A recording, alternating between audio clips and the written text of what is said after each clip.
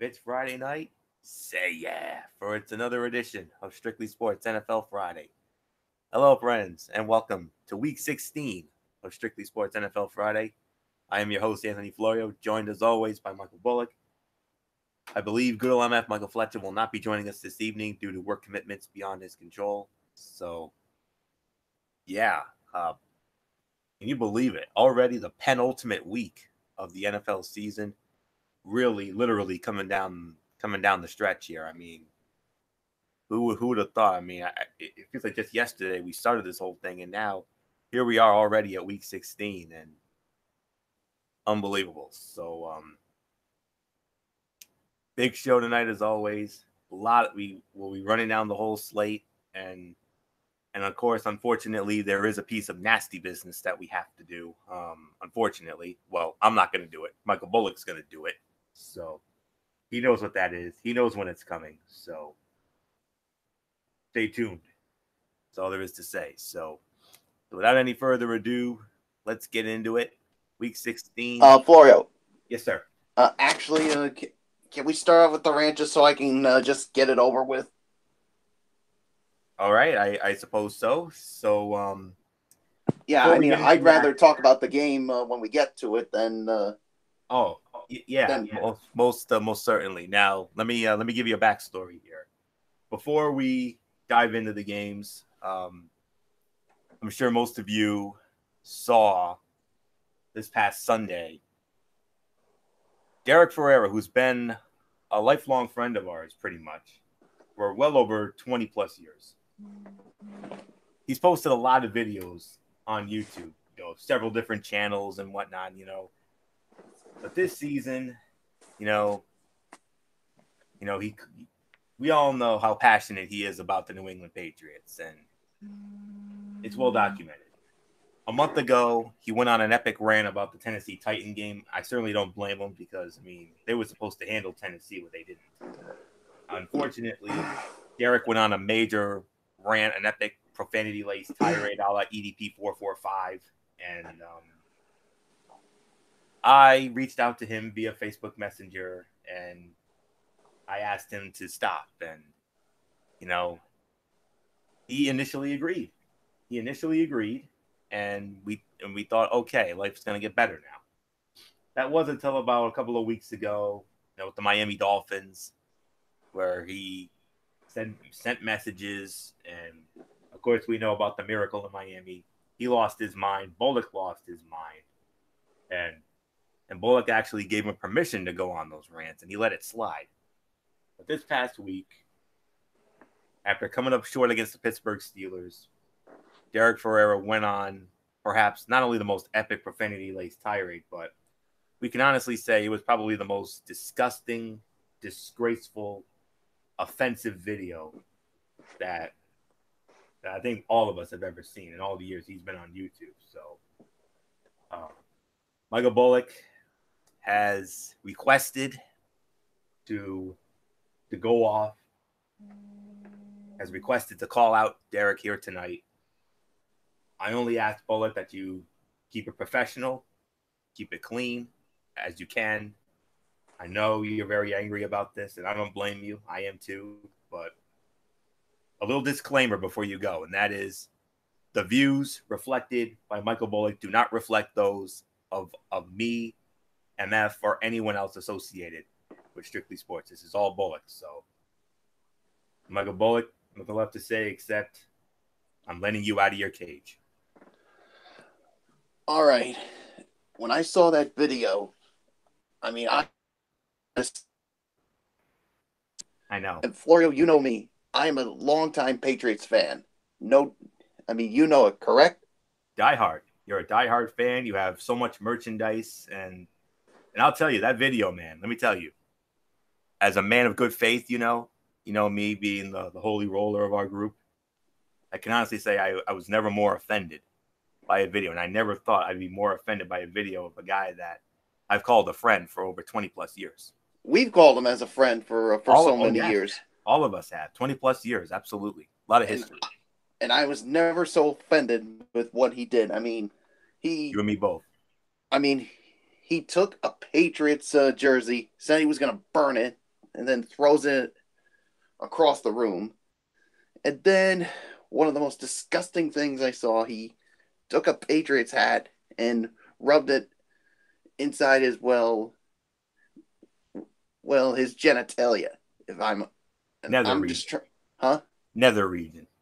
Yeah, the nether region. Yeah. And then he said, "You know what? I'm gonna wipe my ass with it." I He mean, did.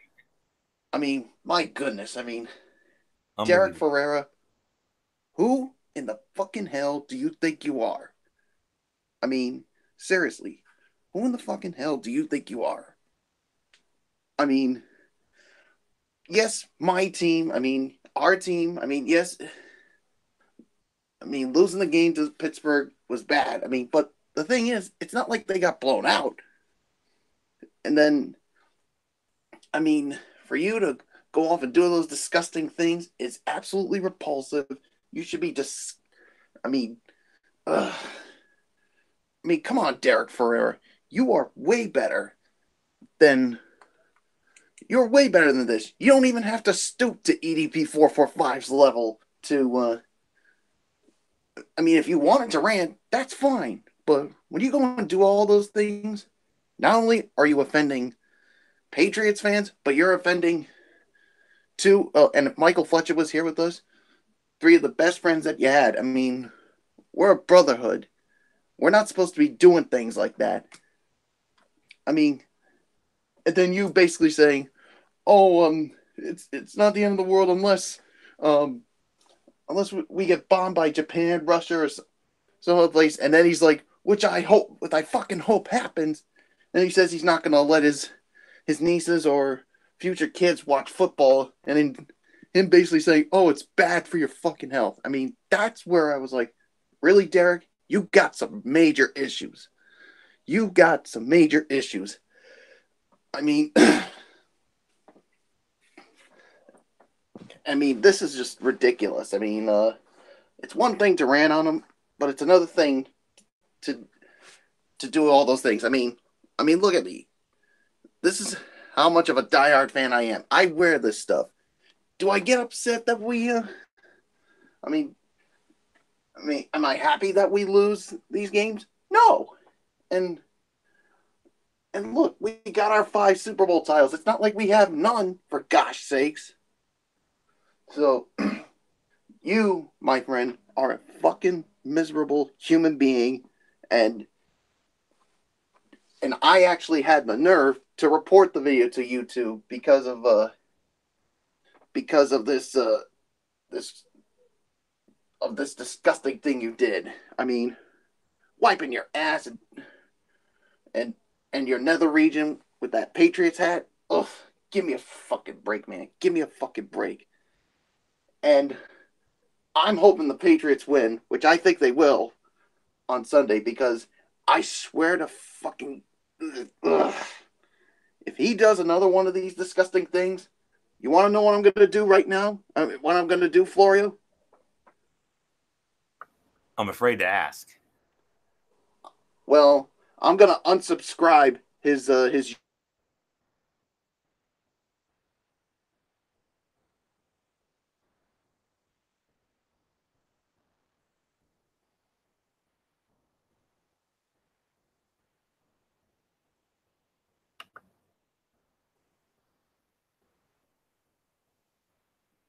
Oh boy. Okay, there you are. All right. I don't know, for some reason it dropped me. But Oh, okay. But what I was saying, Florio, is that I'm gonna unsubscribe his YouTube page. I mean, I'm not gonna put up with this fucking crap that he's gonna do if whenever the Patriots lose, time after time after time. And by the way, Derek, it's not the end of the world. And you know what? I would let my kids watch Patriots games. And you know what? For you to say it's bad for your health, get a freaking life, man. Seriously, get a freaking life. Yeah. Ugh. It's a shame that you decided to go down this this path of being like EDP 445. You're a disgrace to me. You're a disgrace to Florio. And if Fletch was on, he would say you're a disgrace to him too. So, so in the end, you need to show some respect. And I think it dropped him again. So I think I know where he was gonna go with that. So just gonna wait for him to come back in and let him finish this off and hopefully put this to bed, and then we can get back going again. Yeah. Okay. Yeah, I'm back now. But, all right. Yeah. So in the end, you're basically offending a lot of people who are probably disgusted by it and would want you banned from YouTube. And quite frankly, I hope you get banned from YouTube so we never have to put up with your fucking crap again. So I'm done. I'm finished. So, Derek, in the immoral words of Stone Cold Steve Austin, here's to you, you fucking asshole. Okay. All right. So, quick take, Florio, before we move on to something that we're really going to talk about, which is the games. Okay. So, all right. So, I don't know how we're going to follow that, but we'll do the best we can. It's very tough to follow that. What are your quick thoughts, Florio, before about that video? Man alive. I mean, I'm a Buffalo Bills fan, I'll be honest. But this is one time I'm actually hoping that the Patriots beat them. That's all there is to it. So that's all I can say on that. So yeah, because if they do win, if Buffalo wins, oh my gosh. Oh boy. It's going to be even worse than what I mean, you're a Buffalo Bills fan, Florio. You don't do some of the things that Derek does. Hey, I'm a long-suffering Bills fan. I mean, do you know how great that felt last year, a year ago at this time? And I was happy for you, Florio. I appreciate that. I mean, I had a good feeling. I mean, I thought maybe they were going to be a team of destiny, but Jacksonville obviously had something to say about that. But it is what it is. So, and the thing is, the Bills actually played well for a little while until that second half. Yep, and here this year they get out to a very bad start, but they've actually been playing better lately. So nice win this past week. So well, how are you feeling about Derek Ferreira lately? In the immortal words of Vince McMahon from the 1994 Survivor Series, I feel betrayed. I mean, it's a shame that here's a guy that we've known for well over 20 plus years, a common interest, a common love for sports and for the major team sports and professional wrestling. I mean, it just breaks my heart to see this. I mean, I say to myself, is this the same guy that I've known for 20 plus years and had those funny moments with, Not as of this moment. No. We had a lot of Target Hall of Fame moments, making, poking fun at some funny moments over the years. But breaks my heart, man. I mean, but I'm praying for him, man. I'm praying for him. I pray for him every day, So praying that, he gets that, he'll. I mean, it's not like I hate him, but it's not at all. I mean, I'm still friends with him. It's just that I'm just disappointed with his actions. There you go. That's the best way to put it. Best way to put it. So. Yeah, I mean, this is not who you are, Derek Ferreira. I mean, no, indeed not. This is not the Derek Ferreira that we've known for a long, long time. No, sir. I mean, you're way better than this. You don't need to be like EDP 445. I mean, I can understand why you're trying to do it because maybe it'll help the Patriots maybe get to the Super Bowl, but no. Not the way. No, you're way better than that. Most losses they've had since 2009. So, Well, let's not forget one thing. One time they finished 11-5. Yes, that one time they they did miss the playoffs, but what happened the 2008, other time they went 11-5 one year? they won it all. Super Bowl 36, So it's 2001. still possible. Anything is possible. Ask Kevin Garnett. He'll be the first one to tell you. Oh So, yeah, that one. Yeah, yeah, you could definitely ask him about that. 2008, when the Celtics won it all, that Yeah, anything is memorable moment, possible. that memorable interview he did, unbelievable. So I mean, I'm not trying to say the Patriots are going to win it all, but I'm just saying anything is possible. stranger things have happened. A 9-7 team has won a Super Bowl, for goodness sakes. So you never know. So And as Chris Berman would always say, because that's why they play the game. and the more I know, the less I understand. So all right. So can we But actually get into the business at hand here? yeah, let's do something that let's get into the games which we're all here for. So let's get into it. Week 16. And it kicks off tomorrow afternoon at 4:30 over on the NFL Network. Another Saturday NFL Network doubleheader, and we started off at 4:30 with the Washington Redskins squaring off against the Tennessee Titans at Nissan Stadium in Nashville. Like I said, first half of an NFL Network doubleheader. Same crews will be working the games. For the first game, it's going to be Kurt Menefee alongside Nate Burleson, Steve Mariucci, and the beautiful Melissa Stark on the sidelines. Tennessee opening up as 10 to 11-point favorites. Series history, it's even. It's 6-6. It's tied. So whoever wins this will take the series lead. The Redskins, however, have won the last two meetings in this series. Last one was 4 years ago, 2014. Redskins won 1917 in Washington. The last time they met in Tennessee was 2010. Redskins won that 19-16 in overtime. Titans have never beaten the Redskins in Nashville. The last time, actually, I stand corrected. They have won in Tennessee. It was back in 1997 when they debuted as the Tennessee Oilers, 28-14 back in '97. So Titans' last win over the Redskins overall was 2006 in Washington. That was 25-22. So, all right, now that we got all those schematics out of the way, let's get into this. No more rants. Let's go. So, since week 9, the Redskins have committed a league high 50 penalties on offense, 14 more than anyone else. It leaves them in negative situations with a banged up crew unable to recover.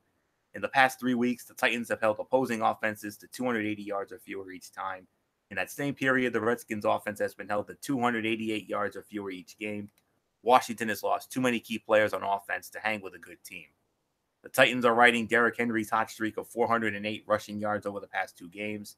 Washington's run defense is allowing 116.6 rushing yards a game this season, so it'll be another prime opportunity for Henry.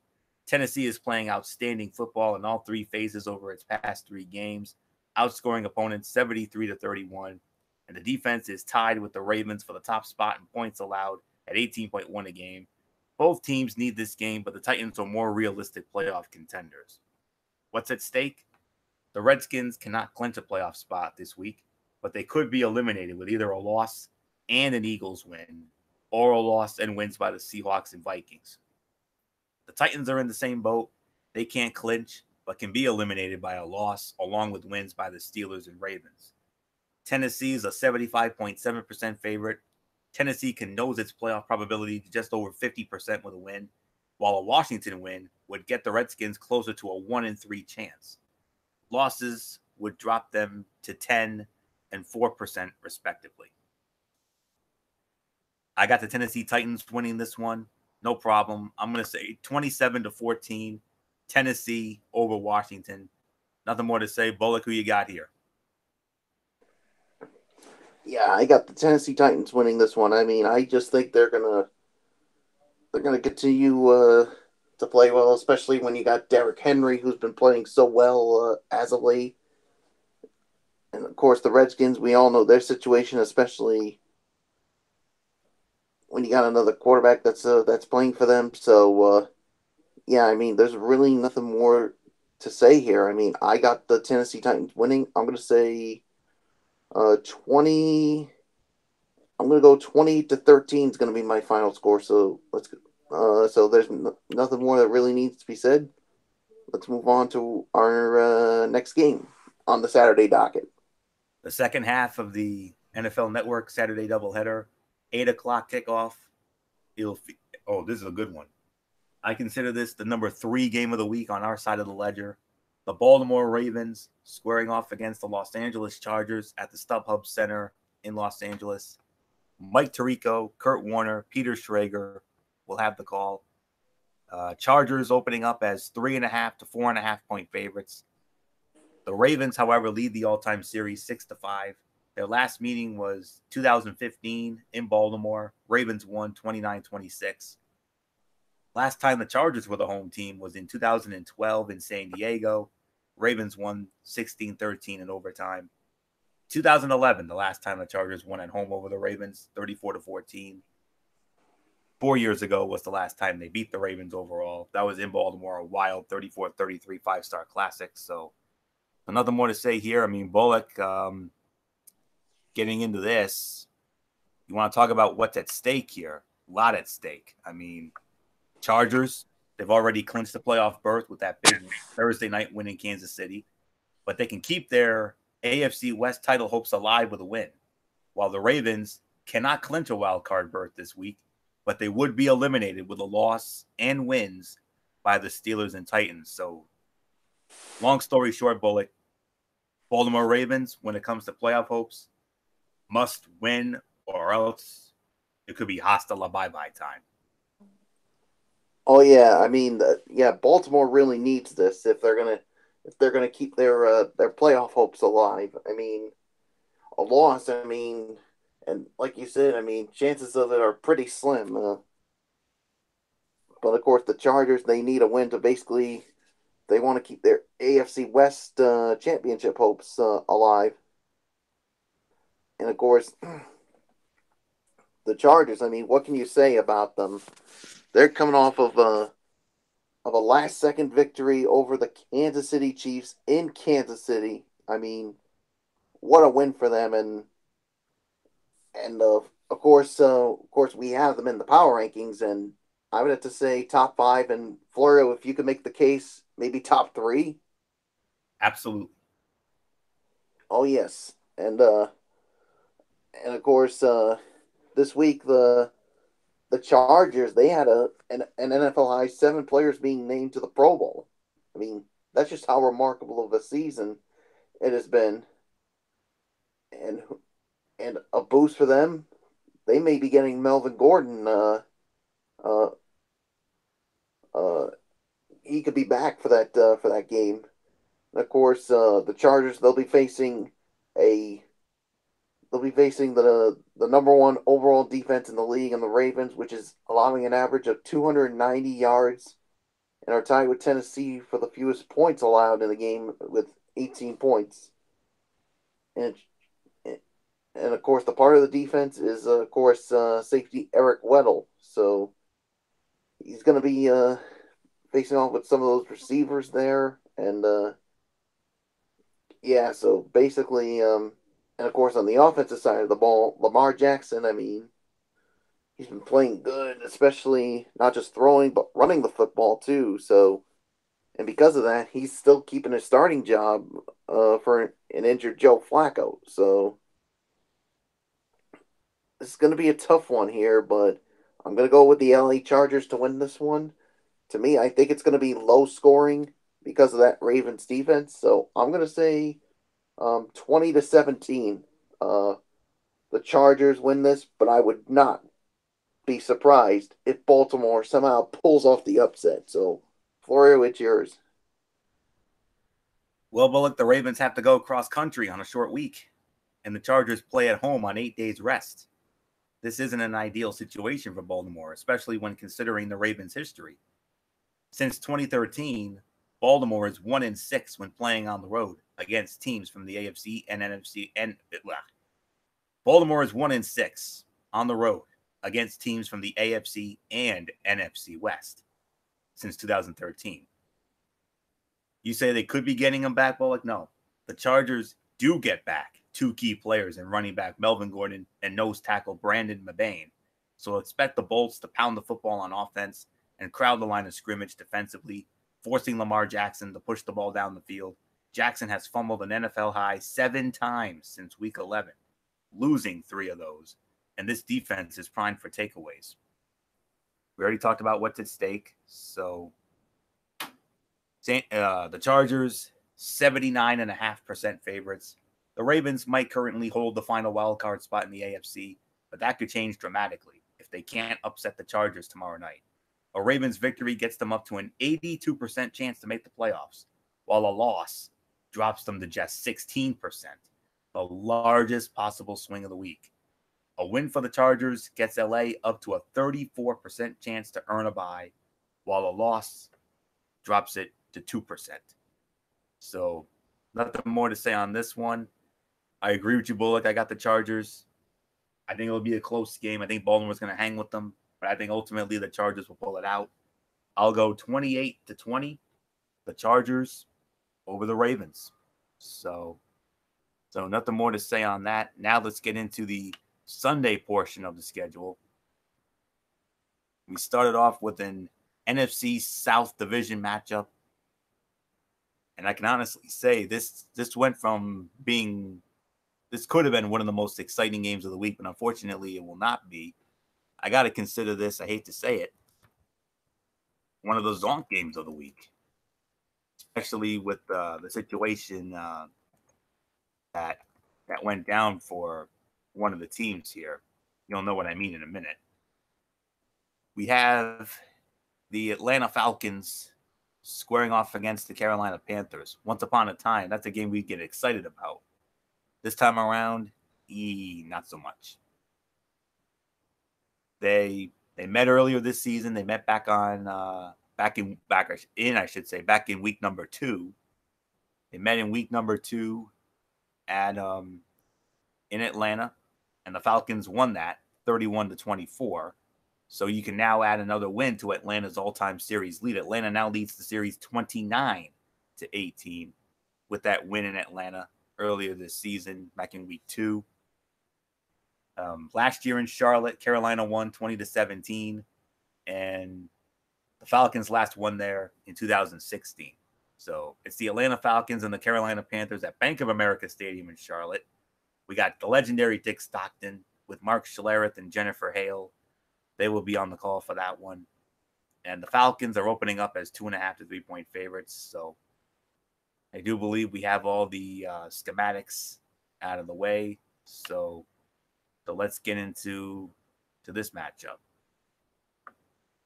For as bad as this season has been for the Falcons, one of their 5 wins was a 31-24 triumph over the Panthers back in week 2. In that game, Cam Newton threw for 335 yards and 3 touchdowns. Well, Newton won't play this time around due to a shoulder injury, leaving the Falcons to face, you ready for this? Taylor Heinicke, who has thrown 5 career passes. If the Falcons can't figure out a way to pull out this road victory against the Newtonless Panthers, especially with Pro Bowl linebacker Deion Jones in the lineup this time around, then there might be more turnover this offseason than initially anticipated. The Panthers will be without Newton, with backup Heinicke making his first career start. They also will be without outside linebacker Shaq Thompson, who was placed on injury reserve, while the Carolina defense played its best game of the season in a 12-9 loss to New Orleans last Monday night. It's hard to see Heinicke matching Atlanta's Matt Ryan and a Falcon offense averaging 25.4 points a game. What's at stake? The Panthers are on the brink of playoff elimination. It'll be official with either a loss or a Vikings win. They also can be eliminated if the Cowboys, Eagles, and Redskins all win. Slight favorite for Atlanta, only 49.8% favorites. How big a difference is the change from Newton to Heinicke? Had Newton been healthy and played, Carolina would have been a nearly 60% favorite. But with Heinicke forced into the lineup, FPI now sees this as a virtual dead heat. So, nothing to say here. I got the Atlanta Falcons winning this one. I'm going to go 24-17, Atlanta over Carolina. Nothing more to say. I mean, Michael Bullock, think about it. Carolina had a 6-2 start. It looked like they were playoff bound, but tough losses. And now they lose their franchise quarterback. And now Taylor Heinicke? Who's Taylor Heinicke? I don't even know who this kid is. I don't even know who he is. I mean, when you hear that name, you're basically like, what? I mean, who? Yeah, exactly. Or like the New Day. Woo, woo, woo, woo, woo. Yeah, but get into this. If they had Cam Newton, who knows? I mean, they would have had a good chance here. But now because of this, I just don't like their chances. I mean, yeah, the Falcons are 5-9, but I mean, look, you still got you still got of course Matt Ryan, and of course Julio Jones, and of course returning of course middle linebacker Deion Jones. And of course, I mean, yeah, Christian McCaffrey's going to try to keep the Carolina Panthers in this, but in the end, I think it's just going to be too much for them to overcome. So I got Atlanta winning this one. I'm going to say 28-17 is going to be my final score. So let's move on to our next game on the 1 o'clock docket. And it's another divisional matchup. This one now out of the AFC North. Second meeting this season between these two teams. It's the Battle of Ohio. We have the Cincinnati Bengals squaring off against the Cleveland Browns at First Energy Stadium, aka the Dog Pound in Cleveland on CBS. Spiro Dedes and Anna Marcelletta will have the call. I cannot believe I'm saying this. The Cleveland Browns, Bullock, get this. It's not that the Cleveland Browns are favored. It's how much they're favored by. They're opening up as 10 to 10.5 point favorites. The Cleveland Browns. What? I'm not kidding. I'm reading it on my spreadsheet here. I mean, 10 to 10.5. Cleveland Browns. Unbelievable. They met earlier this season. They met a month ago in Cincinnati, Thanksgiving weekend. And it was the Cleveland Browns who won that game by a score of 35-20. So they now cut the Bengals' all-time series lead to 50-40 with that victory. And they snapped. And that snapped a 7-game losing streak to the Cincinnati Bengals. It was their first win over the Bengals since 2014 when they won in Cincinnati 24-3. Now they're going to look to beat the Bengals at home for the first time since 2013, and they did that, winning 17-6. So, okay, so Michael Bullock, of course, we got to ask the question here: what's at stake? Well, I'll tell you what's at stake. The Browns, still alive in the playoff race, would be eliminated by a loss or wins by the Colts, Ravens, or Titans. In other words, their postseason hopes are as shaky as they can be. So, Bullock, your thoughts on this Battle of Ohio? Can the Browns actually sweep the Cincinnati Bengals for the first time since I got to look into this? 2002. Yes, you're right. 2002. Can they sweep the Bengals for the first time in 16 years? I think they can. Yeah, I think they can too. And I mean, it's just unbelievable. I mean, what the Browns what they're doing this season. I mean, this was a team last year that went 0-16, and now they have a slim chance of basically making the playoffs. I mean, slim chance. Try one in 50,000. Oh yeah, that's pretty slim. That's pretty slim when you say that. But don't get no slimmer than that. But you know that's not going to intimidate the Browns. If they know if they're gonna go down, they're going to go down swinging. No doubt in my mind. I mean, it's amazing. This team's got a lot more fight than when they had Hugh Jackson as their coach, and and they've won 4 of their last 5 games under interim coach Greg Williams. I don't know what he's doing, but he certainly got this team playing with a lot of heart. And yeah, of course, you mentioned about that Cleveland winning in Cincinnati back on November 25th, 35-20. So, and now they have a chance to sweep them for the first time since 2002. So, and I think they could do it. I mean, with Baker Mayfield, I mean, continuing to play really well and lead this team, and of course, the Bengals, of course, with their injuries, of course, with both Andy Dalton, AJ Green, and Tyler Eifert done for the year, and of course, the Bengals did get the win over Oakland in their home finale, thanks to Jeff Driscoll. But the thing is, they were already eliminated from playoff contention, and of course, now of course, Tyler Boyd with an MCL sprain, and who knows what his status could be. But to me, I'm actually going to say it. I'm going with the Cleveland Browns to win this one. I'm going to say 30-17 is going to be my final score. So nothing more to say. Floria, what's yours? The Bengals look like they're going to be without Tyler Boyd this weekend, and John Ross and Joe Mixon are banged up as well. It's hard to imagine the Bengals can beat the Browns on the road with almost all of their playmakers injured, despite the fact that their defense has been much improved lately. If Boyd can't play, it could be a long day in Cleveland. The Browns no longer have the edge of a real chance at the playoffs, but they will be playing in front of a sellout crowd for the home finale as they seek to finish with a winning record for the first time since 2007. The Browns had a little fun at the Bengals' expense 4 weeks ago, but this game should be more competitive. Quarterback Baker Mayfield's 111.1 rating since Freddie Kitchens took over as offensive coordinator is the defining statistic for this game. The rookie is just playing too well for the Browns to lose. Cleveland is a 60.2% favorite, 60.2. The exact scenario the Browns need has not occurred in any one of FPI's 10,000 simulations. And the odds of their quote-unquote dream scenario are closer to 1 in 50,000. Mayfield posted a career-high 96.5 total QBR on the road against the Bengals in their Week 12 encounter. Could he do even better at home? Only time will tell. But nonetheless, I agree with you, Bullock. I got the Cleveland Browns winning this one as well. I'm going to say the final score here. I'm going to go 24-13.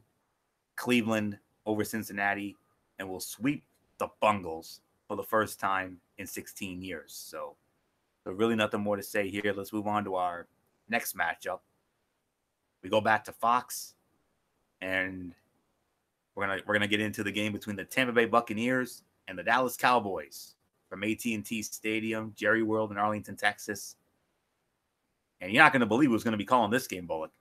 Joe Buck, Troy Aikman, and Aaron Andrews. Yes, they're gonna be there. Hard to believe, but nonetheless, they will. Dallas, especially now with their Thursday night schedule in the books. Yeah, and what a job they did, especially in that finale. Oof, unbelievable. But anyways, Dallas opening up as 6.5 to 7.5 point favorites. Dallas leads the all-time series 12-4. Their last meeting was 2 years ago in Dallas. Cowboys won 26-20. Tampa Bay Buccaneers have not won in Dallas since 2001. That was a 10-6 final. So that's that. Bucks last beat the Cowboys in 2015, but that was at home. So nothing more to say here. So let's get into this one with the Bucks and the Cowboys. The Bucks might have one of the top offenses in the NFL in terms of yardage, but in the past 2 weeks, they've averaged just 13 points, 29th in the league. Right now, their only victory against a top 10 defense is opening week 1. And that was a much different Saints team. Don't expect a lot of scoring opportunities. Just like the Ravens last week, the Cowboys have dominated time of possession all season, averaging 32 minutes and 3 seconds with the ball, third best in the league. Cowboys have the second worst red zone offense in the NFL, scoring touchdowns on 19 of 43 trips inside the opponent's 20. Maybe it's a good thing they are seeing the Buccaneers. Tampa Bay has the worst red zone defense, giving up 40 touchdowns in 51 inside the 20 drives.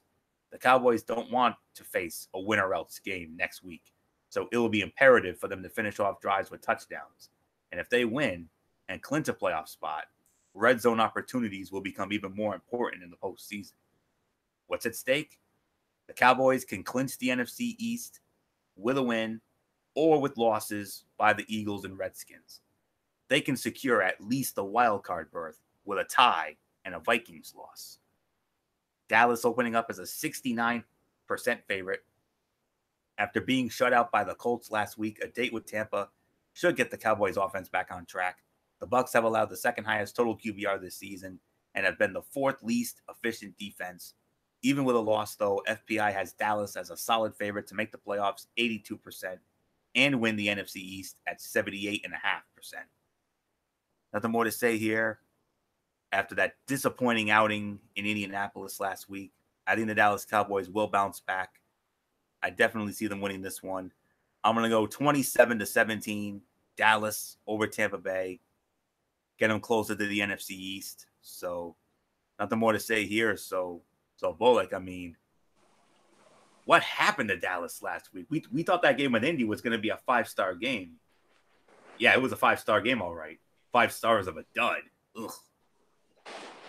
Yeah, it was a 5-star dud, and that was a dud performance by the Dallas Cowboys. I mean, scoring no points at all. I mean, getting shut out big time, and let's just say there's a certain Cowboy hater who was reveling in all this. Mm-hmm. And you know who that is? Of course. Stephen A. Smith.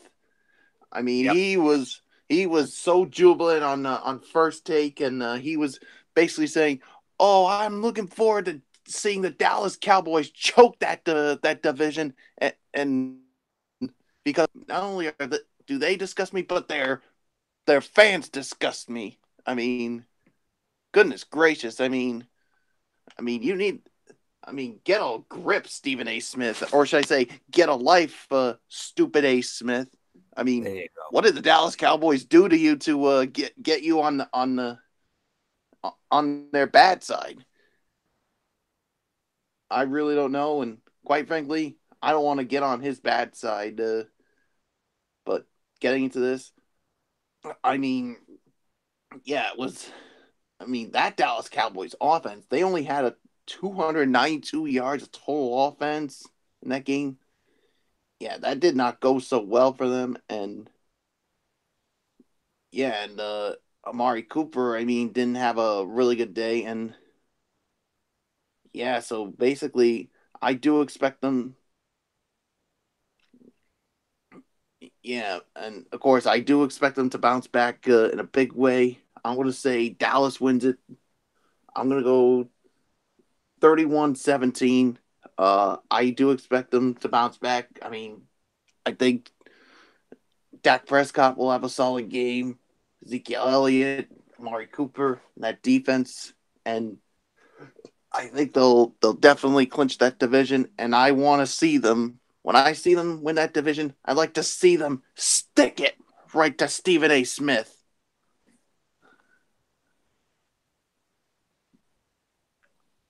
Amen. Move on. I hear you. Yeah, so let's move on to our next game. Another divisional matchup, this one out of the NFC North. Second meeting this year between these two. We got the Minnesota Vikings squaring off against the Detroit Lions at Ford Field in Detroit over on Fox. We got Chris Myers, Daryl Moose Johnston, and Laura Oakman on the call. And Minnesota opening up as 6 to 7 point favorites. They met earlier this year, back in week number 9, November the 4th. They met in Minnesota. It was all Minnesota. They won 24-9. So you can now add another win to Minnesota's all-time series lead. It's now 73-39 with 2 ties. Minnesota won in Detroit last year, 30-23. Lions looking to win at home against the Vikes. 2 years ago was the last time they did it. They won the year before, 2016. That was a 16-13 final. So let's see. Before I give it to Bullock, let's quickly see what's at stake in terms of this matchup. The Vikings can clinch a wild card spot with a win and losses by the Eagles and Redskins. What do you think, Bullock? Can they get in? Well, I mean, only time will tell. But the Minnesota Vikings, I mean, to me, they need to basically just win out. I mean, that's what they need to do. They need to win out the rest of their schedule. And then they definitely need to get some help, like you just mentioned. But yeah, I mean, of course, Minnesota with its defense, of course, continuing to play well, especially they're leading the league, of course, with 47 sacks, and of course, they're definitely going to bring some pressure on quarterback Matthew Stafford, and of course, when they met in November, the Vikings registered a franchise record 10 sacks in that game, and of course, last week with what they did against the Miami Dolphins, I mean, they sacked Ryan Tannehill 9 times in that game. I mean, goodness gracious. I mean, the Vikings are, of course, fourth overall in total defense, giving up just 314 yards a game. Minnesota has given up just 180 gross yards passing the past 2 games. Yeah, so basically, I do expect them to continue to put some pressure on Matthew Stafford, especially with Daniel Hunter, who is second in the league in sacks with 14 and a half, and Everson Griffin, who's been one of the league's top rusher since becoming a full-time starter. And of course, you also got Sheldon Richardson, who I think will also get some pressure. So, yeah, I'm gonna go with the Minnesota Vikings to win this one. I'm gonna say, 28 to 17 is gonna be my final score. So, Florio, I give it to you. While the Vikings control their own playoff destiny, it's not as simple as winning in for Minnesota this week. But Minnesota can do its part against the Lions the same way it notched a win over its division rival in Week 9. Pressure Matthew Stafford early and often. The Lion quarterback was sacked 10 times in their first meeting and now has even fewer weapons to work with on offense after Marvin Jones Jr. and Kerryon Johnson went on IR.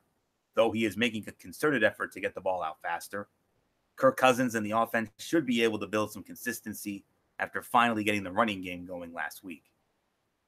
The offense has gotten markedly less explosive since the team's previous meeting. Add in that the Vikings are playing for a playoff berth and Detroit has nothing to play for other than pride, and this could get ugly. Of course, based on the Lions' history of the past quarter century or so, this is exactly the type of game Detroit would win. But with Stafford banged up, it's tough to see that actually happening. We just talked about it. Vikings can clinch a wild card spot with a win and losses by the Eagles and Redskins. Minnesota opening up as 59.2% favorites. No team in the NFC has as much playoff leverage riding on this week's game as Minnesota. The Vikings can increase their chances at the playoffs to 85% or see them fall all the way down to 37%. They'll need Kirk Cousins to turn his game around, as he has now gone 3 consecutive starts with a total QBR below 50. He has never had 4 such starts in a row in his career. So there's really nothing more to say here. I agree with you, Bullock. I got the Minnesota Vikings winning this one as well. I will say final score will be 31-20, Minnesota over Indianapolis, or Minnesota over Detroit, rather. I'm sorry. We're actually going to talk about Indianapolis right about now. So with all that being said, let's move on to our next matchup. A game that you would normally see on Fox, but this has been cross-flexed to CBS. We have the New York Giants squaring off against the Indianapolis Colts at Lucas Oil Stadium in Indianapolis. This game will be on CBS. We have Kevin Harlan, Rich Gannon, and Steve Tasker on the call. Spread favors the Indianapolis Colts. 9 to 10.5 is the spread for Indy.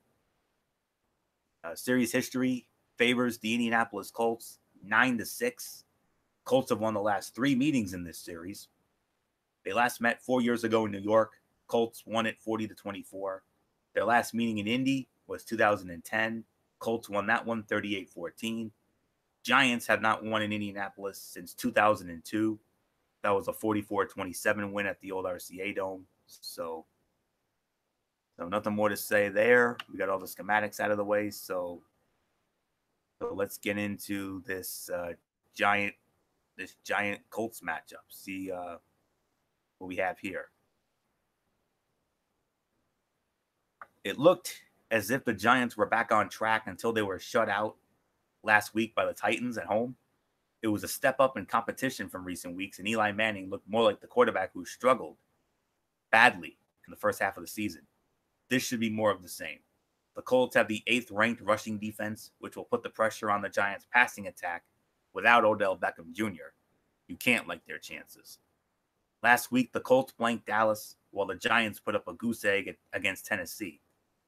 The Colts shouldn't have a problem running the ball against the Giants, who are 28th in the NFL when it comes to stopping the run.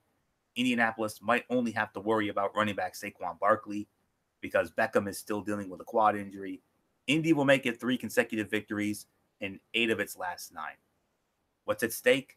A win would bolster the Colts' wildcard chances, but they cannot clinch nor be eliminated this week. Indianapolis, a 73.5% favorite. Indy has rallied from its 1-5 start when FPI gave it only an 8.5% chance to make the playoffs to be FPI's most likely team to grab the 6th spot in the AFC. A loss here, depending on results elsewhere, would not be the end of the road for Indy, as it would still be projected to make the playoffs 36% of the time. But a win would increase the odds to 46%. I got the Indianapolis Colts winning this one. I think this should be an easy win here. I'm going to go 27-10, Colts over the Giants at home. So nothing more to say. Bullock, I mean, Indy coming off that dominant win over Dallas. Now they got a struggling Giant team. OBJ is out. Eli's struggling. I smell an easy win for Indy here. Yeah, I think this could be definitely an easy win for the Colts. I mean, what can you say for the Colts? I mean, after a 1-5 start to the season, and which included a 4-game losing streak, and now they could be on the verge of getting a spot in the playoffs. And of course, currently they're tied with Baltimore and Tennessee for the second wild card berth. Of course, the Ravens hold the tiebreaker. Of course, if Baltimore or division rival Pittsburgh loses once, the door will definitely be open for Indianapolis to qualify for the playoffs by winning not just this game, but their regular season finale next week. So they won 7 of 8 heading into this game, especially after blanking the Cowboys last week. And yeah, this defense definitely really stepped up when they needed to, and Andrew Luck continues to play well. And of course, there's really nothing more that needs to be said. So I'm going to go with the Colts to win this one. 30-10 is going to be my final score. I expect another big game from Andrew Luck and T.Y. Hilton. And rookie Darius Leonard will definitely play well defensively. So nothing more to say. Let's move right on to our next game. Jacksonville Jaguars squaring off against the Miami Dolphins at Hard Rock Stadium in Miami over on CBS with Andrew Catalon and the Hall of Famer James Lofton on the call. Miami opening up as 3.5 to 4-point favorites. Dolphins also lead the series 4-3. Jacksonville, however, won the last meeting 2015 in Jacksonville 23-20. Last meeting in Miami was back in 2012. Miami won that going away 24-3. Jacksonville has only won in Miami once. 2006. That was a 24-10 win. So you might be asking, is there anything at stake in this game? Well, actually, there is something at stake. If I can find it. The Dolphins, believe it or not, remain in play for a wild card berth, and they even have a path to the AFC East division title. They can't clinch anything this week, but a loss would eliminate them from playoff contention altogether. They also can be eliminated if the Patriots, Colts, and Titans all win. So needless to say, Bullock, I mean, oh, you want to talk about a must-win for MF and Eric Carrier's Miami Dolphins? This is it. Oh yeah, this is definitely the true definition of a must-win for MF and Eric Carrier's Miami Dolphins. I mean, they need to win their final two games and then get a lot of help. I mean, yeah, I mean, especially ever since, I mean, they really need the win, especially after getting getting blown out big time, 41-17 over the Vikings last week, and Tannehill did not have his best game, especially getting sacked 9 times in that game. But the Dolphins could get a little help defensively with, I mean, with the possibility that cornerback Xavier Howard can return to the lineup after sitting out the past 2 games with a knee injury. So yeah, that could be big defensively for them. So, but of course, the other big thing, running back Frank Gore will miss the rest of the season with a foot injury, and I mean that's huge. Of course, he was leading the team with 722 rushing yards and averaging 4.6 per carry, and he had made 122 consecutive starts, a streak which will definitely end, and they're going to be relying on running back Kalen Ballage, who's going to get a heavy workload. And of course, Jacksonville's ground game was expected to carry the team, but of course, we all know the story about Leonard Fournette, who missed 6 games due to an injury and sat out another while serving a suspension. And he only had 1 carry in the second half in that loss to the Redskins last weekend. So, I mean, Fournette did appear to suffer a foot injury, but he was at the practice facility on Wednesday, so I mean, he may be able to go, but we'll just have to wait and see. So, but yeah, I mean, I gotta go with the Miami Dolphins to win this one. I'm gonna say 24-17 is gonna be my final score. So nothing more to say. Florio, I give it to you. Since the Jaguars fired offensive coordinator Nathaniel Hackett, made quarterback coach Scott Milanovich the play caller, and benched Blake Bortles for Cody Kessler, the offense has been almost non-functional. Jaguars have scored 1 offensive touchdown in the 3 games since the changes, and that came when the Titans held a 30-2 lead and were in soft coverage. Kessler has been sacked 13 times in his 3 starts, and the Jaguars managed just 20 net passing yards last week against Washington.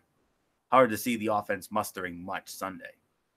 Miami has looked like an AFC contender when playing at home this season, evident in its 6-1 record with victories over New England and Chicago. Playoff chances are slim, so motivation will be key in this one. But if the Dolphins come to play, they should be able to feast off Kessler in a bounce-back game that might be ugly to watch for fans of offensive football like myself. Miami opening up as a 50.7% favorite. The Jags defense might not be the same as a season ago, but it still ranks 4th in defensive efficiency and 5th in defensive FPI. Miami will need more from Ryan Tannehill than it got last week. Tannehill ranks 31st out of 32 qualifying signal callers this season in total QBR. I got the Miami Dolphins winning this one as well. Low scoring game. I'm going to say 13-6 Miami over Jacksonville. So enough to say on that. Now we move on to another one of our, well, I can't really call this a game of the week, but I would consider this game maybe the number 5 game on our ledger. Jacksonville and Miami was number 8, by the way. Giants and Indy was 6. So this one comes second meeting between these two. Divisional matchup out of the AFC East. The Buffalo Bills squaring off against the New England Patriots at Gillette Stadium in Foxborough. This one will be on CBS. Of course, it will be on our local affiliate, WPRI 12. Greg Gumbel, Trent Green, Bruce Arians, Melanie Collins, they'll be there. New England, I believe New England is the biggest favorite of the week. They're opening up as 13.5 to 14.5 point favorites. These two teams met back on October 29th, which was, I believe, week number 7, I want to say, or week number 8, rather. They met on a Monday night in Buffalo, and the New England Patriots won that game by a score of 25-6. So that now adds to New England's all-time series lead. It's now 72-43 with a tie in favor of the New England Patriots. Patriots have now won 4 in a row against the Buffalo Bills. They won in Foxborough last year, 37-16.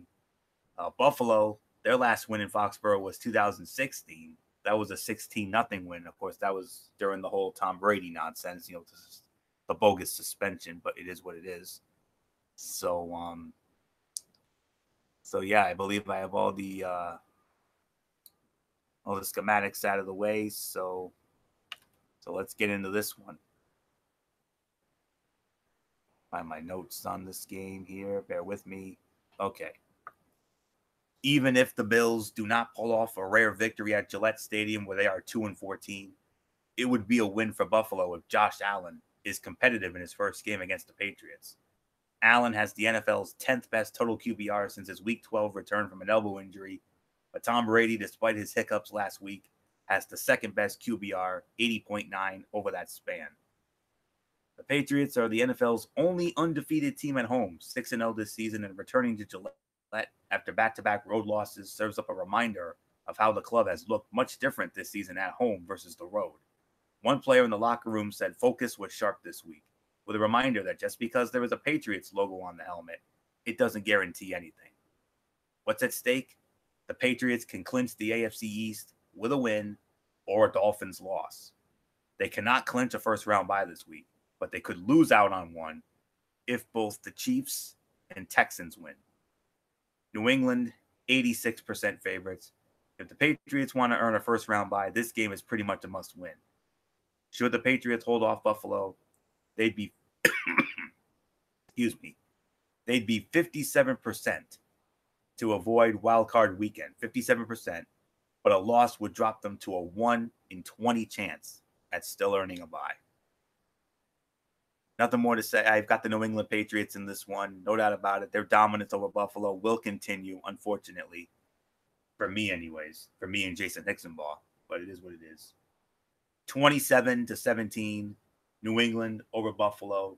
Make it another season sweep. So, and make it 15-2 at Gillette Stadium all time. So, nothing more to say, Bullock. I mean, this is the game that I know you and Derek will have the most vested interest in. I mean, a lot at stake here. I mean, if the Patriots win, all will be fine for now. But God forbid if they somehow lose this one. Oh boy, Armageddon's coming, and not in a good way. Oh no. And I know you already said that you're praying that the Patriots do win, even though you're a Buffalo Bills fan. Believe it or not, I am on record for that, yes. Yeah, I mean, yeah, like you said, back-to-back losses for the Patriots. I mean, it's tough, but yeah, I mean, like you said, just because the Patriots logo doesn't mean you're guaranteed to win, but yeah, I mean, I do expect them to bounce back. I expect Brady and Sony Michel, Julian Edelman, and the rest of that offense to bounce back. And I think the defense will definitely play well. And, of course, the Bills, going through some injuries, especially with their running back, LaShawn McCoy, who was questionable with a hamstring injury. And, of course, Chris Ivory is also uncertain, too, with a shoulder injury. So, yeah, there's really nothing more to say. I'm going to say New England wins 34-17. Let's move right along. And we move on to our next matchup. It's another 1 o'clock matchup here. This is our penultimate. We're we're down to 2. We have 2 1 o'clock games left before we get into the late matchups. Second to last 1 o'clock game, we got the Green Bay Packers squaring off against the New York Jets from MetLife Stadium in the Meadowlands in East Rutherford, New Jersey. Kenny Albert, Rondé Barber, Christina Pink will have the call. Green Bay opening up as 2.5 to 3-point favorites. The Jets lead the all-time series 8-4. However, the Packers have won the last 2 meetings in a row. Their last meeting was 2014 in Green Bay. Packers won 31-24. Last meeting in New York was 2010. Packers won that one. Ugly game, 9-0. Jets last beat the Packers at home in 2002. A 42-17 beatdown at the old Giants Stadium. I believe that was in week 17 of that year. And in that game, that's what that gave the Jets the AFC East, that wild finish in 2002. So nothing more to say here. So Bullock, I'm looking at my notes here, and believe it or not, there's nothing at stake for either team in this game. Oh yeah, there is nothing at stake since now both teams are not even are eliminated from playoff contention. So yeah, and for Sam Darnold, I mean, what can you say about him? I mean, I thought he had a really good performance last week against the Texans. I mean, yeah, even though they did lose it, but he gave the Jets and their fans a high level of optimism heading into the final 2 games. So that could give the team some hope going into next season, but we'll just have to wait and see. And of course, the thing is, the Green Bay Packers, nothing to play for as well. And of course, some would say, why should Aaron Rodgers even be out there? Because, I mean, there's nothing to play for. But the thing is, I mean, it's about pride when it comes to it. So he wants to finish the season strong. The Packers, they want to finish the season strong and hopefully take something going into next season. So I do expect them to win this one. My final score 31-17. The Green Bay Packers beat the Jets. So Floria, what's yours? The Packers have lost 9 in a row on the road, dating to last season. And this is the last chance to avoid going winless on the road this season. If they don't notch a victory, it will be their first winless season on the road since 1958. As Aaron Rodgers said, I think it's important for us to not be a statistic next to the 1958 Packers. That's about all they have to play for, but it's more than the Jets have. The Packers' road record 0-7 is eye-opening, but it's not like they're venturing into hostile territory. The Jets are 2-5 at home, having lost 4 straight with an average margin of defeat of 18 points. Key question: will there be more cheeseheads in the crowd than Jets fans with bags over their heads? Difference in the game: Sam Darnold is improving, but he's no Aaron Rodgers. Green Bay, a 68% favorite. Both teams are eliminated from the playoffs. Neither appears likely to bring back its current head coach. Both already have their quarterbacks for years to come. The only real consequence of this game's result is draft order. The Jets would have a 5% shot at the number 1 overall pick with a loss, but a victory would knock them out of contention. I got the Green Bay Packers winning this one. I think it'll be a little bit closer than what Bullock has it. I got it a little bit lower. I got Green Bay winning. I'm going to go 24-17. Green Bay over the Jets. So nothing more to say here. Let's move on. Oh, boy, I love this next matchup. This is the number 4 game of the week on our side of the ledger, if I'm going to be honest with you. We got the Houston Texans squaring off against the Philadelphia Eagles at Lincoln Financial Field in Philadelphia. Over on CBS, we have Ian Eagle, Dan Fouts, and Evan Washburn. They'll be in Philly for that one. Philly actually opening up as a 1 to 1.5 point favorite, if you can believe that. And I think this might be the reason why. Philadelphia 4-0 all time against Houston. They've played 4 times, and all 4 times the Philadelphia Eagles came out on top.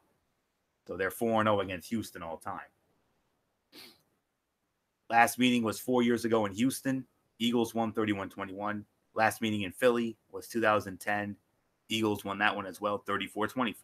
So nothing more to say there. So I believe I've covered all the schematics. So number 4 game of the week right here. This is going to be a great one. So here we go. After seeing their 9-game winning streak broken, the Texans are looking to get another streak started by following up last week's win against the Jets with a victory against the Eagles. Houston's rush defense is fourth in the league, allowing 88.3 yards a game, and it'll look to slow down Nick Foles' aerial game by getting pressure from J.J. Watt and Jadeveon Clowney. The Texans have scored 29 or more points in 3 of their past 4 games. With a first-round bye at stake, Deshaun Watson will lead his team to a tough road win. The Eagles are a loose group right now and are riding the momentum Foles helped create in an upset win over the Rams last week. The defensive line stepped up its game in that victory, and it will be key Sunday as well. Houston has yielded a league-high 52 sacks this season. If Philly's defensive front can keep that trend going, it has a good shot at pulling out the win. What's at stake? The Texans can clinch the AFC South with a win or losses by the Colts and Titans. To secure a first-round bye, the Texans would need a win or a tie and a Patriots loss. The Eagles cannot clinch a wildcard spot this week, but they can be eliminated with a loss and a Vikings win. Philly, a 55.3% favorite. The Eagles are still very much alive in the NFC playoff picture, especially if they can hold off the Texans at home. A victory would get them to a 48% chance to make the playoffs, compared to a 10% chance with a loss. On the other side, a road win for the Texans would get them to 84% to earn a week off. Tough one to call, but if I'm going to be honest, I got to go with the Houston Texans to win this one. I think Houston will finally break that Philly jinx. So I'm going to say Houston wins in what I think will be a high-scoring game, a fun game. Houston wins 31-24. Nothing more to say. So Bullock, big stakes for both teams here, especially for the Houston Texans. They can win the AFC South, and who knows, maybe take one step closer to a first-round bye in the AFC. So Bullock, it's yours. Houston and Philly.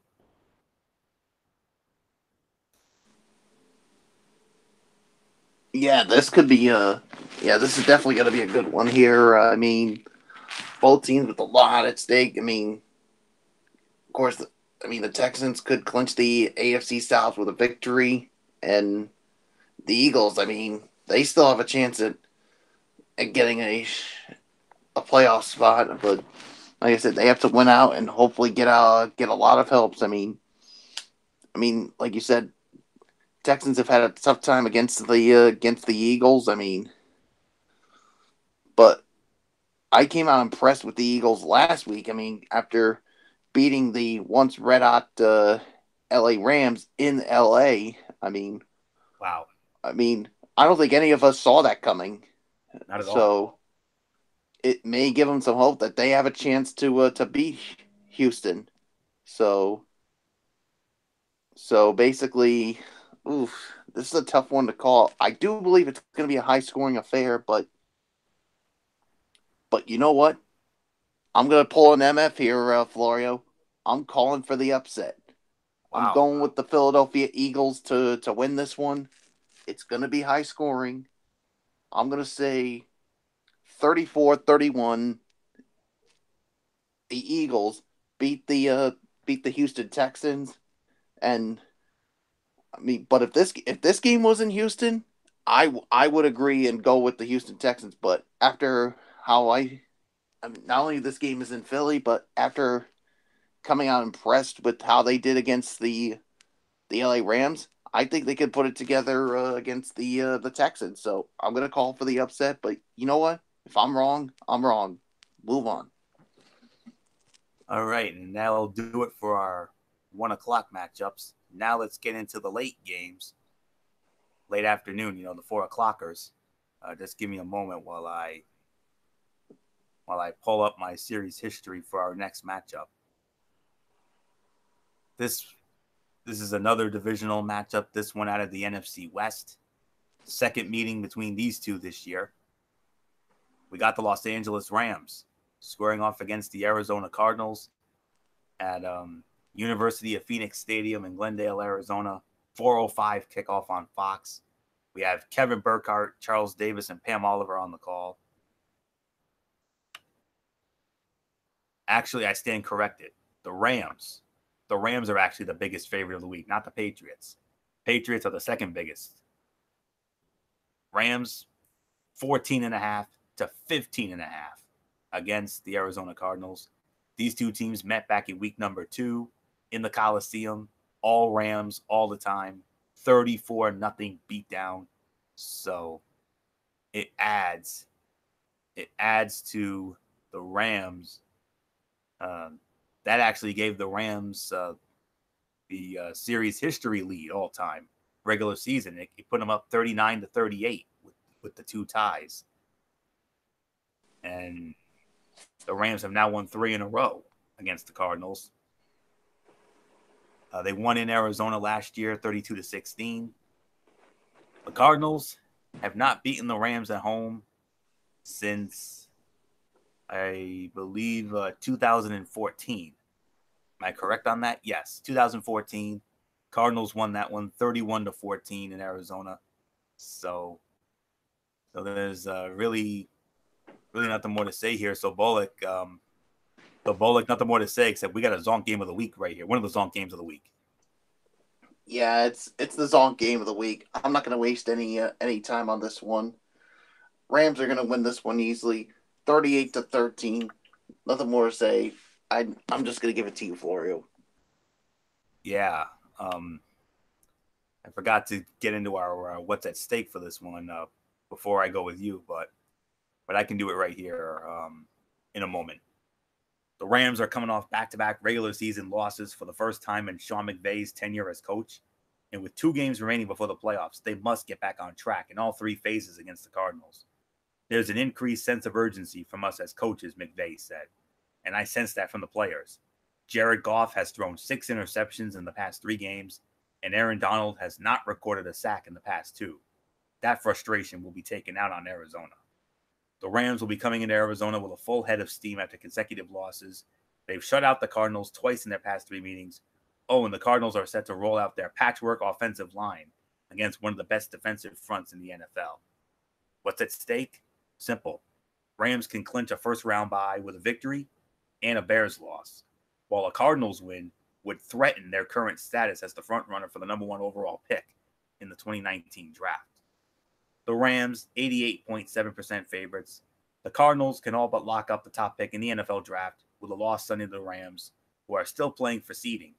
A Cards loss would give them the top pick in the draft 94% of the time, but an unlikely win, while also shaking up the NFC seeding picture, would make Oakland the team most likely to get the number 1 pick. All Rams all the time. I agree with you, Bullock. 38-10. Rams all day. Nothing more to say. Let's move on to our next matchup. Our other 405 matchup. Another crappy matchup, but it is what it is. We got the Chicago Bears squaring off against the San Francisco 49ers at Levi's Stadium in San Francisco. This one's on Fox as well. We got Tom Brenneman, Chris Spielman, and Shannon Spake, and I can't believe I'm saying this. We're actually going to be getting this game on Fox Providence. You want to talk about hard times? Well, that's definitely hard times right there. Chicago, 4.5-point favorites. Series history, believe it or not, they're even. 31-31 with a tie. That one tie came back in 1966. They played to a 30-30 tie in Chicago.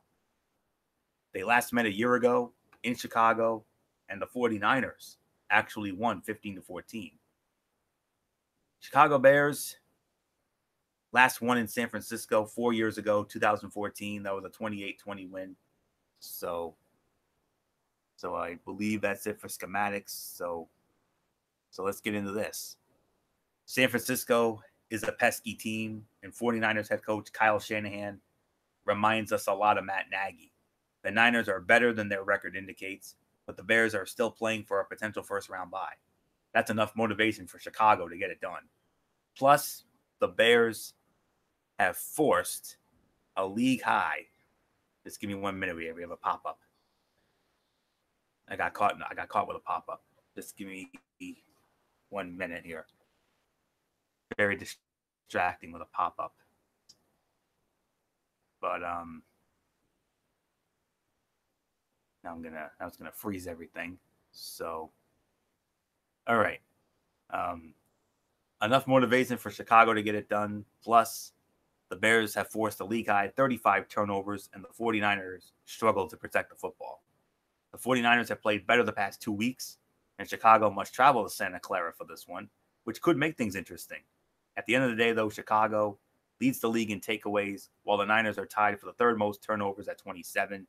When in doubt, err on the side of who is likely to win the turnover battle. What's at stake? The Bears already are NFC North Division champions, but they have an outside chance to sneak into a first-round playoff bye. They'll need a victory to ensure that possibility extends to next week. Chicago, 64.7% favorites. Sunday will be the toughest test yet for Nick Mullins by far. The Bears have allowed a league-low 33.9 QBR this season. The gap between the Bears and the number 2 Vikings is as large as the gap between Minnesota and the 15th ranked team Denver. Mullins has faced defenses ranking 32nd, 13th, 31st, 11th twice, and now 15th. So it'll be closer than people think, but at the end of the day, I got the Chicago Bears winning this one. I'm going to go 21-17 Chicago over San Francisco. Nothing more to say. Bullock, Chicago's already won the division. They won it against and how fitting was it to win their division at home against their most hated rivals in the Green Bay Packers? Yeah, that had to be sweet for them to not only clinch the division, but to do it against their rivals. So, yeah, I mean, I think they should have no problem with the San Francisco 49ers as well. I think the defense is really going to stifle that offense big time. Trubisky's going to have another solid game. And yeah, I'm going to go with the Bears, and I'm going to go 27 to 10 is going to be my final score, so nothing more to say. Let's move on to our next late game, and of course it's the big game on CBS. Game of the week. Game of the week on our side of the ledger, without a doubt. 4:25 kickoff. I only wish MF was here because this is the Tony and Mikey game of the week right here. This is our game right here. Oh boy, are we going to have some fun with this one. The Pittsburgh Steelers squaring off against the New Orleans Saints at the Mercedes-Benz Superdome in New Orleans on CBS. We'll be getting this game on our local CBS affiliate WPRI 12 as part of the CBS doubleheader. And for a game of this magnitude, you know who's going to be there. Hello, friends.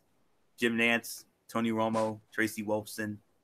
They will be in New Orleans for this one. The Saints opening up as 6.5 to 7-point favorites. Series history favors the New Orleans Saints 8-7. The Saints, however, have won the last 2 meetings in this series. 2014, they last met in Pittsburgh, 5-star game. Saints won 35-32. Last meeting in New Orleans, 2010. Saints won that 20-10. The Pittsburgh Steelers have not won in New Orleans since 1990. 1990, the last time the Steelers won in the Superdome, and that was a low-scoring Michael Fletcher-style game, 9-6.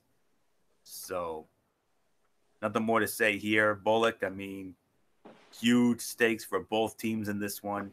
Steelers would win the NFC North, the AFC North, rather, with a win and a Raven loss. If the Ravens also win, the Steelers can still clinch the playoffs with a victory and losses by the Colts and Titans. The Saints can clinch home field advantage throughout the NFC playoffs with a win or losses by the Bears and the Rams. They'll ensure a first-round bye with a tie or a loss by the Rams or Bears. Needless to say, Bullock, this is the game of the week. A lot at stake for both teams. For New Orleans, very simply, they win. The road to the Super Bowl will go through the Mercedes-Benz Superdome.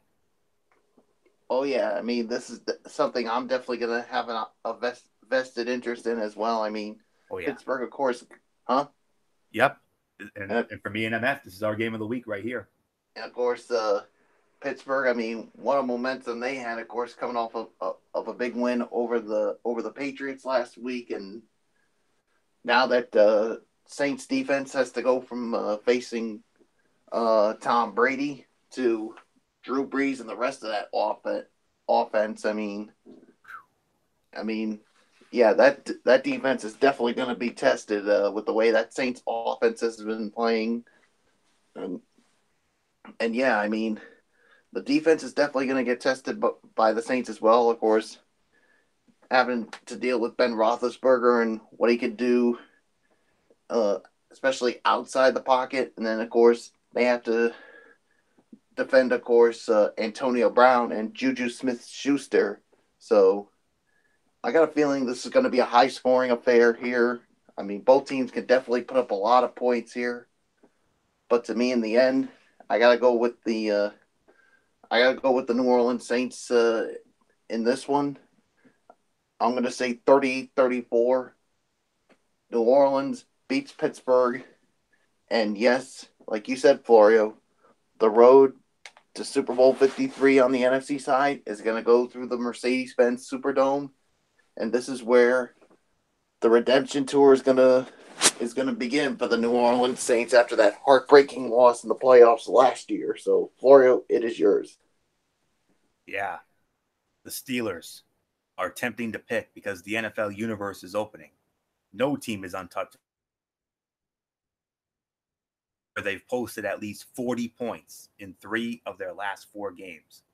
The Steelers are capable of winning a shootout and are eager to strengthen an AFC North lead, but they need to play turnover-free ball to find their edge.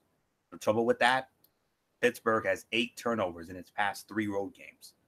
The Saints' offense has been slumping, while the defense has been thriving lately.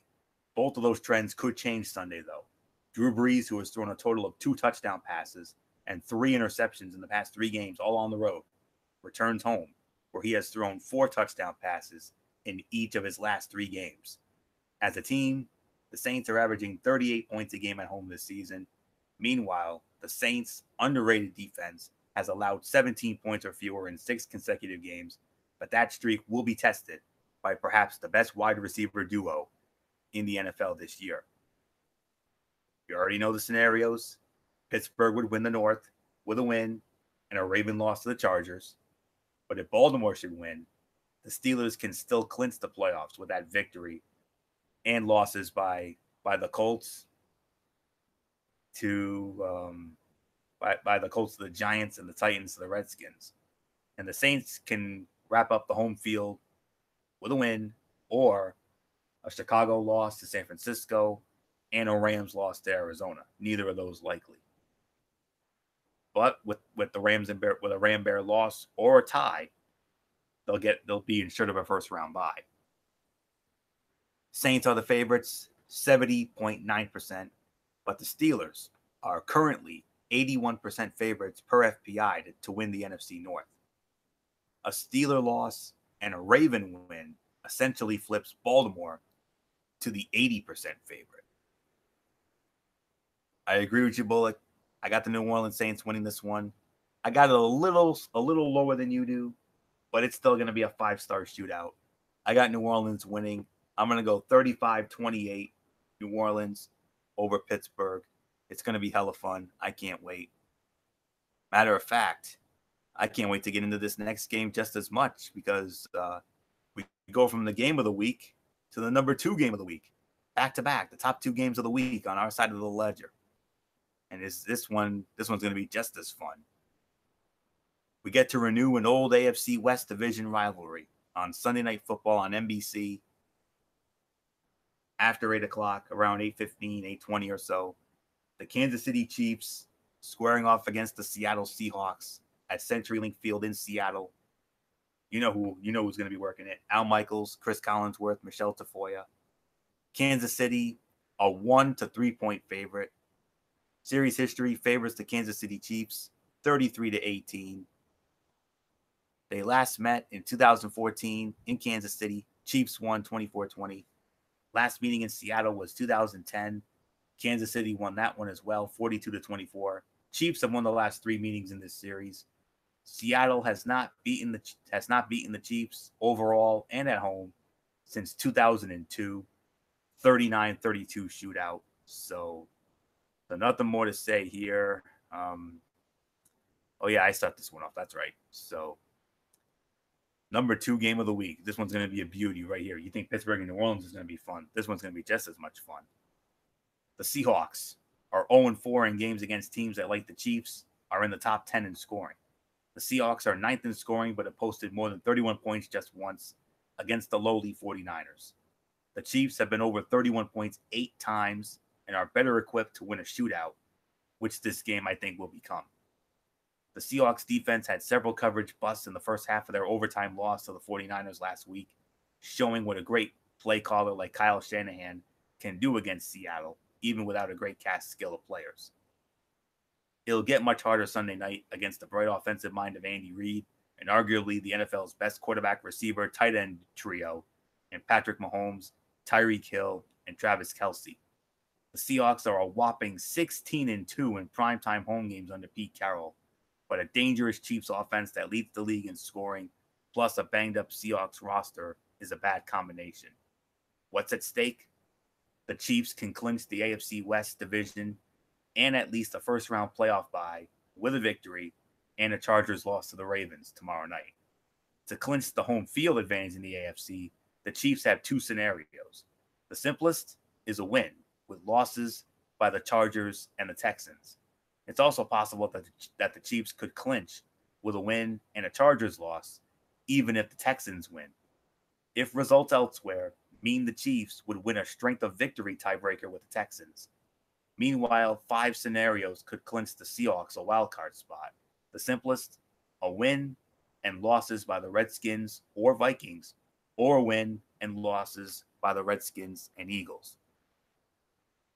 Slight favorite for Kansas City. They're only 51.7% favorites. The Chiefs are only the 4th team since the start of the 2015 season to be FPI favorites in Seattle, and the first AFC team to be a road FPI favorite over the Seahawks since Bullock's New England Patriots in 2012. I smell another 5-star battle here, but in the end, I'm going to go with the Kansas City Chiefs to win this one. I'm going to go 34-27 Kansas City over Seattle.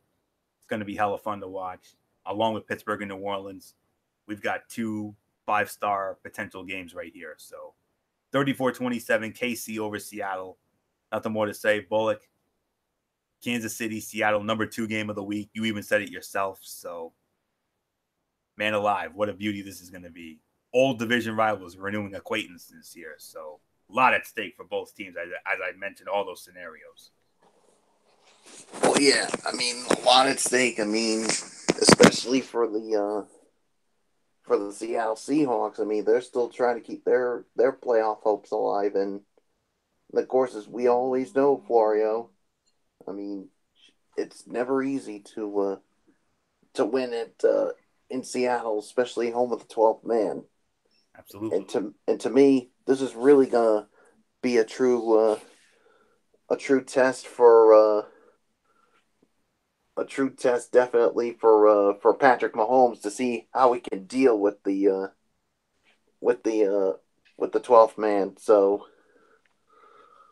man, this to me is a tough one here to call. So, you're not gonna believe this, Florio, but I'm doing it again. Another MF. I'm calling for another MF. I'm gonna go with the Seattle Seahawks to pull off the upset. I'm gonna say 27-24. Seattle upsets KC. I think Russell Wilson's gonna have a solid game here, and Patrick Mahomes will play well enough. But I think in the end, I think he could get rattled by the playing in front of the 12th man. So yeah, so like I said, once again, if I'm wrong, I'm wrong. So let's move on to our last one. And we go from the top 2 game from the game of the week and the number 2 game of the week to the Zonk game of the week on our side of the ledger. Monday Night Football on Christmas Eve. I'm very thankful I've got special family plans that night because I would not want to waste a minute watching this. I'd rather watch a taped Monday Night Raw than this any day of the week. The Denver Broncos squaring off against the Oakland Raiders at the Oakland Alameda County Coliseum for the final time Joe Tessitore, Jason Witten, Booger McFarland, Lisa Salters on the call. And the spread favors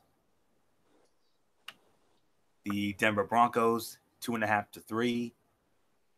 Their second meeting this year, they met back in week 2 in Denver. Denver won 20 to 19. So it cut the Raiders series lead to 62 to 52 with 2 ties. Let me see here. Raiders won at home against Denver last year, 21 to 14. Denver last won in Oakland in 2015, 16 to 10. The Raiders have won the last 2 meetings in Oakland, 21-14 last year, 30 to 20 on a Sunday night in 2016. So nothing more to say. Bullock, I mean, Zonk game of the week right here. And the only thing at stake in this one, draft positioning, especially for the Raiders, because they're right there with Arizona for that number 1 pick. Oh yeah, it's definitely big for Oakland because of the draft positioning, but really nothing for Denver, especially since they are out of the playoff picture. So I'm gonna go with the Denver Broncos to win this one. My final score 24-17. Flurry, with yours. The first back-to-back losing seasons for the Broncos since 1971 and 72. They need to win the final 2 games to avoid that distinction. In the end, the pursuit of some personal goals might help them as a team. Rookie running back Philip Lindsay is 9 yards away from a 1,000-yard rushing season and 113 yards away from tying Dominic Rhodes' NFL record for rushing yards in a rookie season by an undrafted player. Toss in the uncertainty over head coach Vance Joseph's future, as well as perhaps that of quarterback Case Keenum, and there is a lot on the table for the Broncos in this one. Derek Carr has not thrown an interception since October 7, a stretch of 301 passes, and while the Broncos offer a no-fly zone light secondary, it'll still be a challenge. Plus, Von Miller and Bradley Chubb might be chomping at the bit to take down Carr, who already has been sacked 47 times. But in what could be the final Raiders game in Oakland, at night and against an ancient rival, there is a chance that John Gruden's team prevails, but I don't think it does. What's at stake? The Raiders could work themselves into the number 1 pick of the 2019 draft if they manage to lose one more game than the Cardinals over the final 2 weeks. Denver is a 60.7% favorite. Derek Carr and Case Keenum ranked 27th and 29th in total QBR this season, respectively. With both teams out of the playoffs, this game ought to be about quarterback evaluation, helping each team decide how aggressively it needs to seek an upgrade at the game's most important position. Bullock, I not only have Denver winning as well, but I also have the same score as you do. We agree on this one, 100%. 24-17, Denver over Oakland. I 100% agree with everything Bullock just said on that. So there's nothing more to say on that. So with all that, let's get into our Week 16 NFL Power Rankings here and now. And of course, since MF is not here, I'm just going to take it for a spin because I know Michael Bullock's practically going to agree with me on everything. So there's nothing more to say. Let's dive into it. Okay, so excuse me. I got another pop-up here. Just give me a moment here. Okay. I'm also going to pull up my spreadsheet, because I want to, make sure that I, read these off correctly. So bear with me a moment. Bullock was definitely right about the Chargers. We talked about them. Yes, Bullock, they're in my top 3. I'll give you that without a doubt. So NFL Power Rankings. Okay, let's look at it here.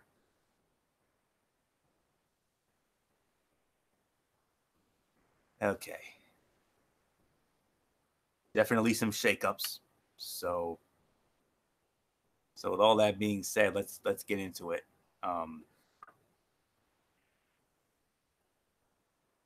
Number 10, Dallas Cowboys. bad look against the Colts. I mean, what happened to that offense? That's all I can say. Number 9, Indianapolis Colts. The Colts win out and the Ravens lose one. They'll be in the playoffs, and they're going to be a scary team if they make it.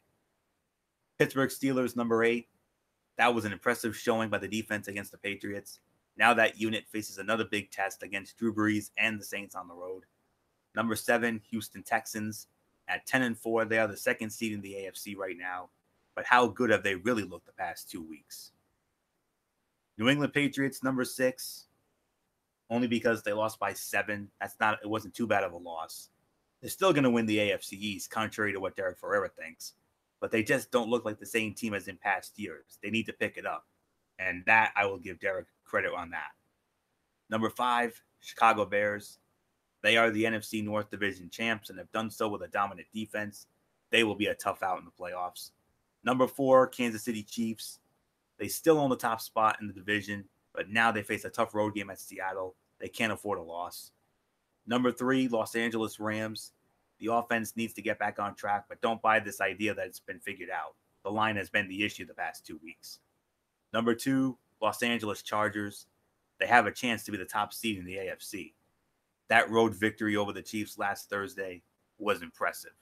Number 1, of course, it's the New Orleans Saints. The defense won the Panthers game for them, but the offense has to get on track.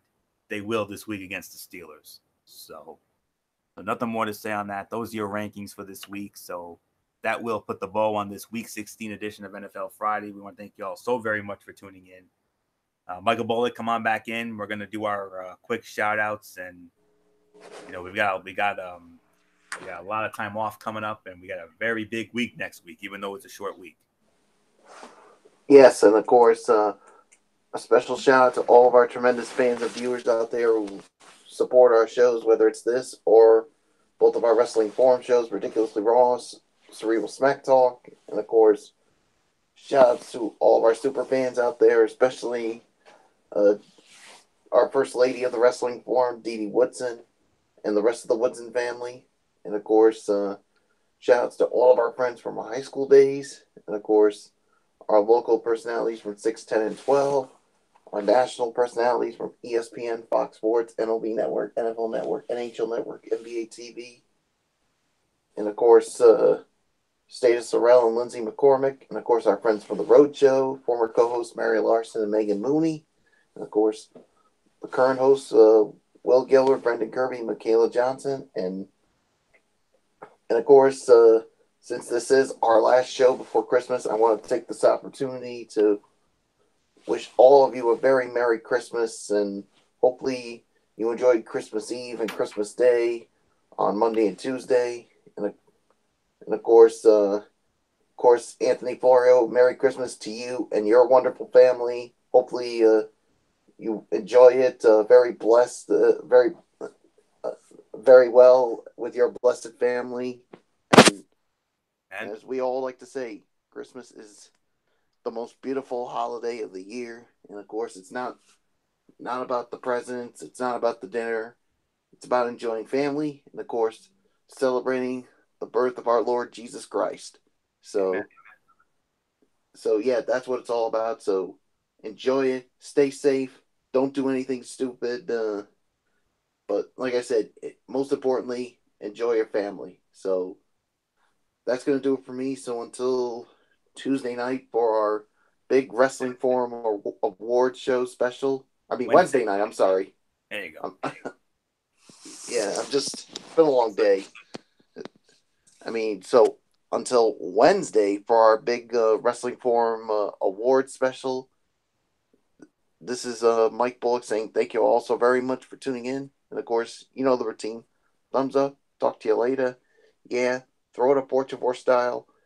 Bye for now. Enjoy the weekend. Enjoy the NFL games coming up Saturday, later today and Sunday. And most importantly, from all of us here at Strictly Sports and the Wrestling Forum, we want to wish you all a very Merry Christmas. Florio, I give it to you.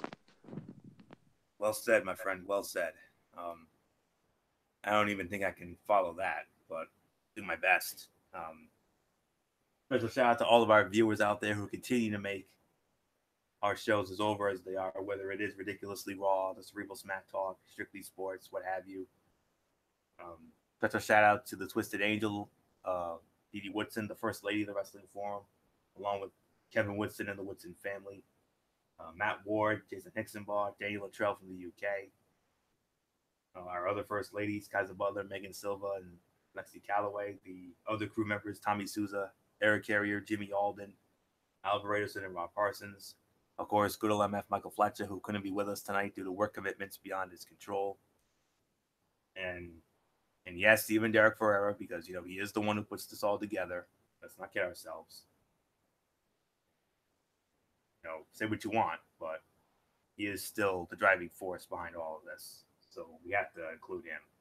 Of course, all of our personalities from 6, 10, and 12, all our friends over at ESPN, FS1, NFL Network, NHL Network, MLB Network, NBA TV, and Dana Sorrell, Lindsey McCormick, our friends from The Road Show, Will Gilbert, Brendan Kirby, and Michaela Johnson, the former co-host Megan Mooney and Mary Larson, and of course, last but certainly not least, my wonderful friends and church family over at Oasis of Grace Ministries on 464 Silver Spring Street in Providence. If you need a church home, check them out. Exit 25 off Route 95. Sunday morning at 9, our Sunday morning Bible study, and of course, around 10:30, around 10:30 or so, it'll be our huge Christmas service, seeing that this is, the final Sunday before Christmas. I'm sure it's going to be all about Christmas and all that. The Christmas services are always the most beautiful services of the year. I mean, I'm looking very forward to, exchanging, pleasantries and all that. And it's going to be a very wonderful service. It always is. So I'm very much looking forward to it. It's going to be a blessed day indeed.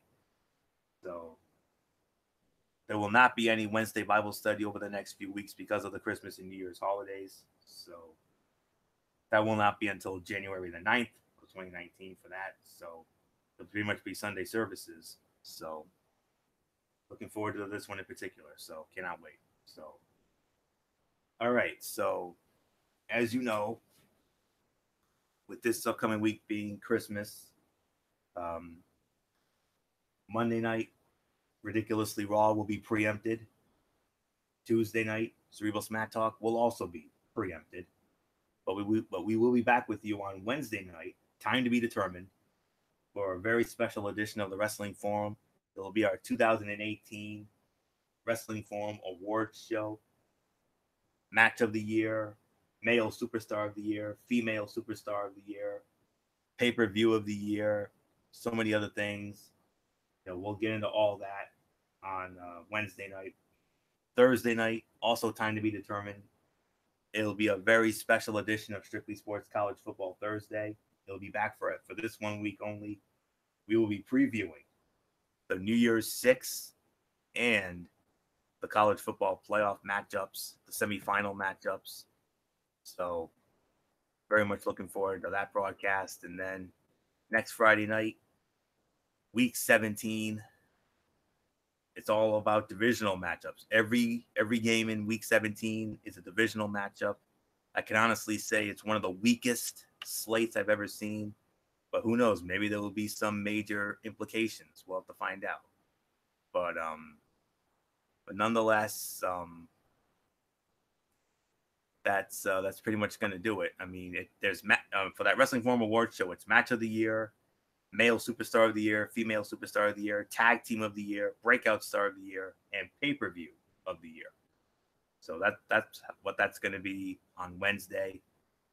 Thursday, the Strictly Sports New Year's 6 College Football Playoff Preview. And then next Friday, week 17 of NFL Friday. So that's it. So until Wednesday night for our 2018 Wrestling Forum Awards show, it's Anthony Floyo here for Michael Bullock, and in spirit, good old MF Michael Fletcher, Dee Dee Woodson, and Derek Ferreira. You know the routine, everybody.